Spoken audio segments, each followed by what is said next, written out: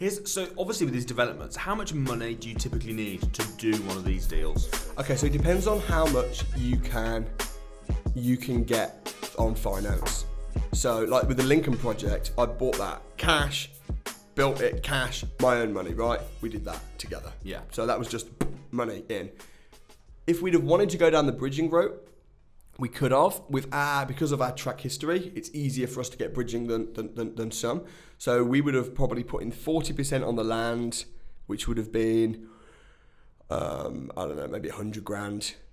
And then the actual building project, we would have definitely been able to finance, again, at least 60%. Sometimes you can get 100% development finance. So you don't need lots. I'd say to do a big deal, you're probably talking 6 figures. But you don't need to be your money. Because you see, when you're doing bridging finance on a big deal, the money that you do need to put in, it can be private investors' money. So you don't actually need any money. But the reason I don't talk loads about development on my videos and say, oh, you can do it with no money, you can buy a piece of land and build houses with no money, is because it is risky if you don't know what you're doing. Yeah. And if you're leveraging yourself to the max using other people's money and the project doesn't work, it could literally put you into a a breakdown. You could have a mental breakdown of stress with development if you do it wrong and you don't know what you're doing. I know people that have done it. People that have done it. They've bought pubs and they've, we're going to do it up and we're going to split it into flats. But it's been a fantasy romance thing with their wife, but they've struggled with the planning. And then the builders have charged 3 times the amount they thought, and then it's been downvalued, and they've lost so much money, and they've put other people's money into it, and it's like stressed their eyeballs, lose everything, and lose their reputation, and like, it's just. It can be, whereas what I teach, I mean, I do teach development on an advanced level, but, and BRR and stuff like that. But when you're buying a small house, it's like you're putting in 20 grand. And so some people, don't get me wrong, 20 grand's a lot. And they could be stressed still. But if you're buying a house, it's residential, 20 grand renting it out, there's like a lot less that can go wrong in one sense. Or if it does, the consequences aren't going to cripple you. You're not relying on. There's lots of factors to rely on. So, for example, Ribsford House. Obviously, we got that's the castle for anyone that doesn't know. The castle, yeah. So obviously, we bought it in the first place. Then we've got to spend millions doing it up. I mean, over 2 mil. Yeah, is what it will be. It'll probably be about 2.1, 2.2 mil by the time we finished. But that can obviously change because then they can find problems, so it can go up. And there's lots, and then it's like, well, what's the end value going to be exactly? As it happens, we've got a good deal there. There's a nice big cushion, so we're going to be okay. Yeah, we've got a lot of profit in there. So even if it's more, and even if it's, yeah, exactly. Yeah, but if you don't know what you're doing and you do calculate it wrong, and people tend to calculate it. They tend to assume it's going to be better than it is, don't they? It's so funny because people think I am such a negative person when they do business with me. Because it's weird because I'm so positive. Property investing's easy. Anyone can be financially free. You can do it. Take action. That's my message, and that's completely correct. But then when I'm actually doing development deals and construction, you're a lot more negative than I am. I'm so much more negative than you are. Yeah. I am absolutely worst case boy. They call me Samuel Worst Case Leeds. Because I'm so negative, because I've had so many problems and I've had so much go wrong, and I've been so excited so many times and it's not worked out, so that now when I'm doing deals, even in business in general, I am so negative. That's where I am negative. Not negative, but I do not count my chickens till they hatch. So if there's a deal going ahead, until it's actually done, I don't even get excited about it. No. And people say to me like, hey, why are you excited that deal's going through? I'm like, no, because it hasn't actually actually gone through, because the amount of time what do I always say, falling out of bed last second. I know, until you got the keys, never be at ease. Until you got the gold, they have not been sold. Like all this stuff, and so many people as well pull out. It's crazy how many properties fall out of bed. If you're buying something, it falls out before you buy it. But then if you develop something, you've built something, and you're selling it, if you've got a buyer lined up, until you've completed, they could pull out any minute. And they do.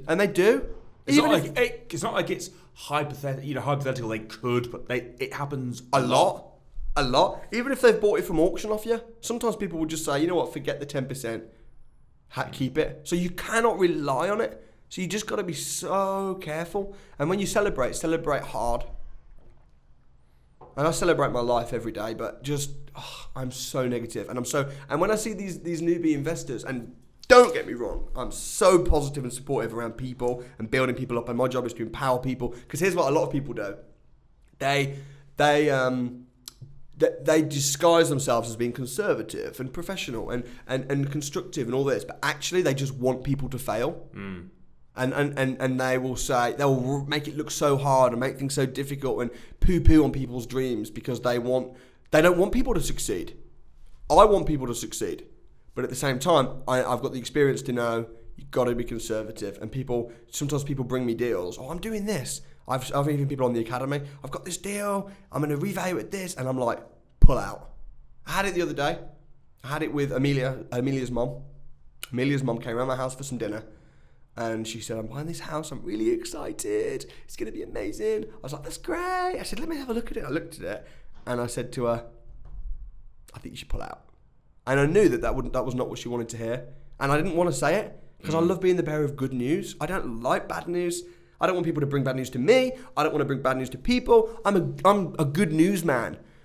But I knew that the deal was risky. And I knew that there was a very good chance that the value would come back low. I could just see that it wasn't quite what she thought it was. Or at least probably wasn't.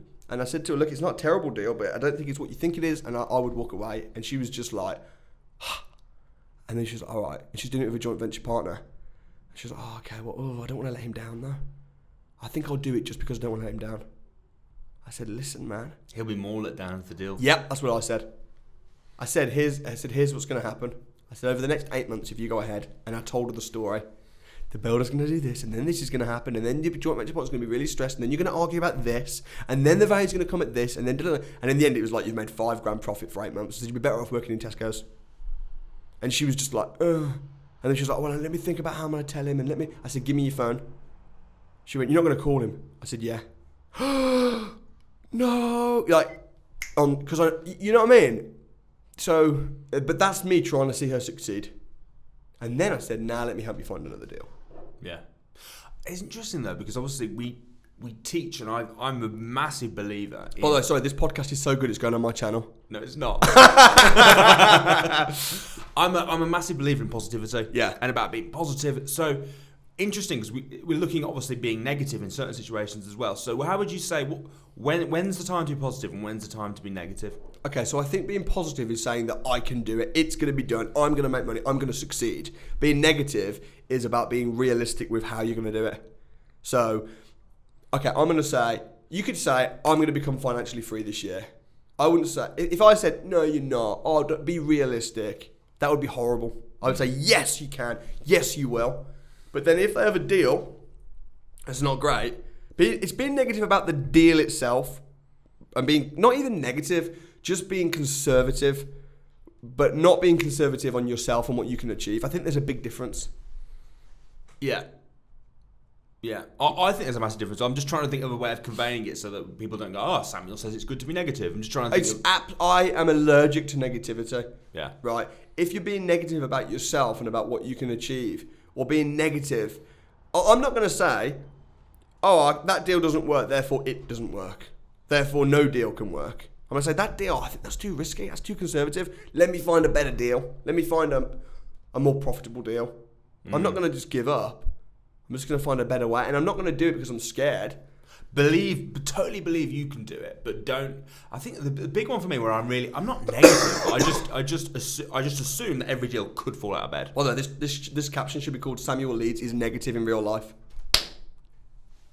There you go. I think so.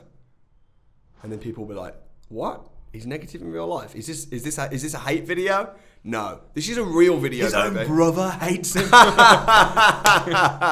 But sometimes people get so shocked though about me when they, because my brand is positivity and I am positive, but I think some people do get it mixed up.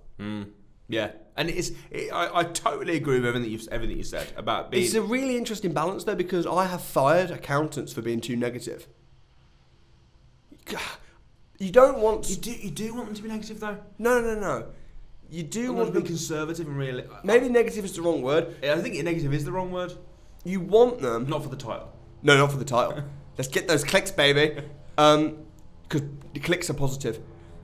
What I'm saying is, if someone is negative and they focus on the problems, that's a bad thing. But then just looking at best case and worst case and making an educated decision to step forward, you know, there must be a difference.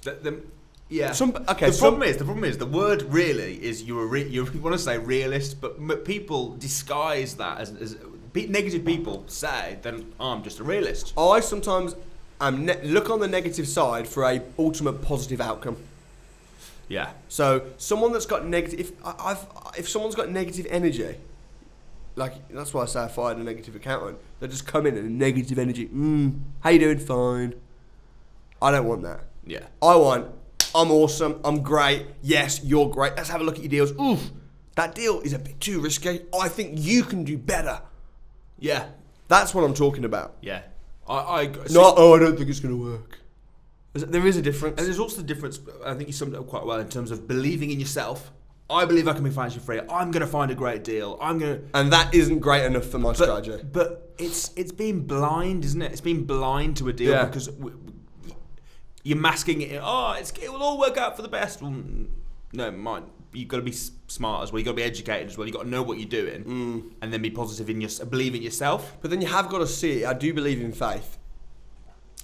It's a hard one then, isn't it? It's a hard one because explain then. You believe in faith. So how does that work? So you believe in just thinking, it's going to work out for the best. Yeah, but when it comes to valuers and builders, nope. It's so interesting, we could talk about it all day. We could. And it's just bringing in logic and experience. And so here's a question then. Let's say then someone watching this and they are just getting started in development. Yeah. Well, in property. Yeah. And they're thinking, you know what? I've got 100 grand, 150 grand plus in the bank. I'd love to get into development because the great thing about development is you put your money in, you get it all back, and you make a profit. Yeah. Right. Assuming that you do it correctly, and sometimes you make a very big profit. Like I'm talking £1 million plus. Yep. Now, what could they do? I mean, you mentioned that you get people that invest with you. So how does that work? Let's say. Okay, so the things that you need good deals, you need good finance, and you need a good power team. Yeah. They're the three things that you need. If you can find good deals and you can finance the deals, and then you've got a good power team, that's kind of the keys to success in development. To find a good deal, again, you need three things. You need to know, what am I buying this project for, this property, this piece of land, whatever. What's my purchase price? What is the development cost? And then what is the end value? Finding those three figures is all you need to succeed.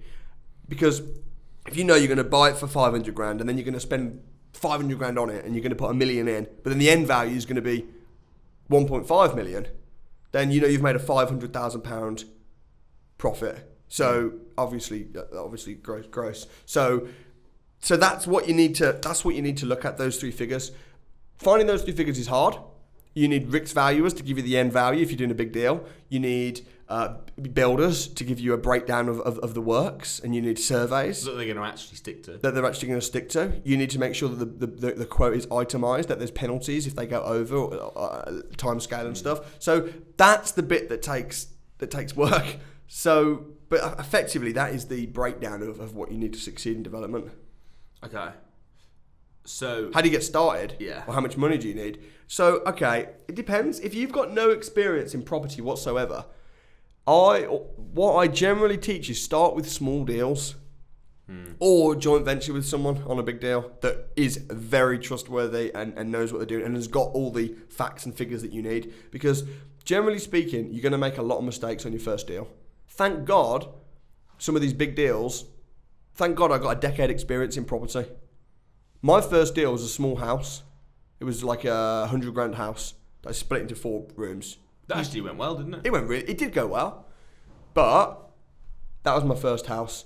And then I started buying lots and lots of houses and then slowly getting a bit bigger. And then, you know what, I'm going to try a 6-bed licensed HMO. I need planning. And then, okay, and now I'm going to do a bit of a project and a bit of... And then I've slowly built up to where I'm up to now. You've also got a brilliant team around you as well, haven't you? Brilliant team. Yeah. Which I think is really important. Yeah. Because you've got the flair and the knowledge. You can I've got the gut feeling. I've got the big picture. I'm the visionary. And I can do most people's jobs. But then I've got specialists as well. Yeah. Yeah. People going back up the deal. But if you've got like 100 grand and you're starting out and you don't know anything about property, probably don't do £1 million project and finance yourself up to the hill. Unless you're JVing with someone like you. Well, if you're JVing with me, but I don't JV with people easily. No. Because the last thing I want is stress. In my deals, I want as least hassle as possible. And the people that are going to bring me hassle are going to be tenants. Tenants bring hassle. So I don't want lots of tenants. That's why I don't want people to say, well, how many houses do you own? It's a bad question.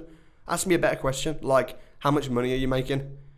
Because people think it's about owning lots of houses. I know people that own over 100 houses and make no profit. They don't have 100 houses. They have 100 headaches. And they bought them in bad areas at bad times. They're in negative equity. The mortgage is barely covered by the tenant. It's just... But then, that's not a bragging right for me. I don't even want to buy hundreds of houses. I want to make a lot of money. So I want to slowly... This year, this year, when I did my video, I said I only want to do 2 deals this year. If I can make £1 million profit a deal, I'm all right with 2 deals. Yeah. So I could use that money to buy 100 houses. But I don't want an extra 100 houses. And the reason I don't like hassle is because time is money. So... And it takes just as much effort to do a small deal as a big deal. So just in having to go and view a house in Liverpool, for me, I'm like, well, how many thousands of pounds have I lost in having to do that trip to go and view it? Compared to the reward, which is how much am I going to make off of this deal? Straight away, I've lost money because of the time. So if I'm driving to Liverpool now, I don't want to go and look at a £60,000 house, even if it's going to make me a 25% ROI. Because the trip alone, to view that one house, if I'm going to do the trip, I'd rather view a house that's potentially going to make me 100 grand. Yeah. You know, so I don't want hassle. I don't want hassling time. Start with the buy, refurbish, refinance type strategy, and then build up. I think so, because you're going to make mistakes on your first deal. Make mistakes on the 100 grand house. Yeah. Make all the mistakes on the little deals, and then slowly build. Another way you get hassle. So there's hassle with tenants. There's hassle with builders. You know what's crazy? What? You have more hassle with builders on small projects. And I'll tell you why. Because when you're dealing with a big project, you can afford to pay big companies.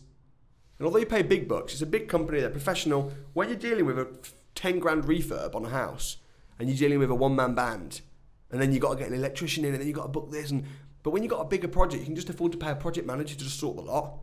You can afford to bring in more specialists. Well, it's almost the same. We talked about this before. It's almost the same effort to do a big deal and a small deal. Another thing that brings hassle is stress head joint venture partners. Brings hassle because if someone's got 100 grand and it's their life savings and they're protective over it, and then they give it to you, and it's going to be a 12-month project. And every day they're like, how's it going? Oh my gosh, it's definitely going to work, isn't it? And it's like, look, we've got a contract and we've risk assessed it. And if it doesn't work, this is your money's protected and this is how it's protected. Yeah, but I'd rather just use my own money. you know. Yeah. And I got to that point where I only used my own money. And the strategies that I started off with, which was never use my own money, which is what I preach and I advocate. You know, in 2019, I was just using my own money. And people were queuing up, saying, hey, can I joint venture? Hey, here's some money, I didn't even want the bank's money. I paid off loads of my mortgages. I had so much money in 2019. I was handing out money to people, getting a fixed return on interest. And it was only when Grant Cardone schooled me, said, you were there, he said that I was over the hill. He was, oh, so you're over the hill now? You've peaked. And I was offended. And then I was looking at him and I was like, well, you're almost a billionaire. Why do you still borrow people's money? Because I'm wanting to grow as big as I can possibly get and leave the biggest legacy and impact as many people as I can. I'm thinking, he's in his 60s. I'm in my 20s. He's calling me over the hill. Right. Yeah, so now I'm thinking, okay, forget this. And then what did I do? Refinanced. He even told me to sell. He was like, sell all your little houses. I was like, but dude, that's what makes me all my money. Yeah, but the stuff you're doing now, the biggest... So I'm still not quite there. So I've sold quite a lot of little houses. I've refinanced the houses that I had mortgages on mostly. And I'm now joint venturing with people. But I'm learning like absolutely loads. Yeah, because back when you first started, you needed leverage. You got to a point where you didn't need to. But if you want to grow, it still makes sense to. And then I did that video as well because I would meet people like very wealthy athletes and sports stars and pop stars, and they'd have £1 million, and they'd go, "I'm looking to invest it into a house in London." I'm like, "What?" I'm wanting to buy like a house or an apartment. You know, maybe an apartment. I'll buy a £1 million apartment. I'll buy it for £1 million and rent it out for £3 grand a month. I'm like, well, we call that financially retarded. Yeah. you know. But then I'm kind of not doing much different myself. It is very different than that. I'm like, leverage. What are you, crazy? Just want to sit on it and get but it would yield me 3.5%, which isn't bad, is it? Terrible. It would yield you 3.5%, and your return on investment would probably be around about 1.5%. May as well leave it in the bank, mate. It's just terrible. Absolutely terrible. So now you are open to JVing. Yeah. I've JV'd. I've JV'd the last 6 months. I've JV'd with several people, but I'm just picky and careful. Right people. Relationships. Yeah, got to be the right people. People that come send me messages. Oh, I've got 10 million in the bank. Let's do something together. I'm just like, yeah. Whatever. But then people that I know, I've built a relationship with, I've met. And sometimes, if I know who they are, I'm just careful. Yeah. Careful, negative, skeptical, burned, wounded, rich, happy, growing, learning.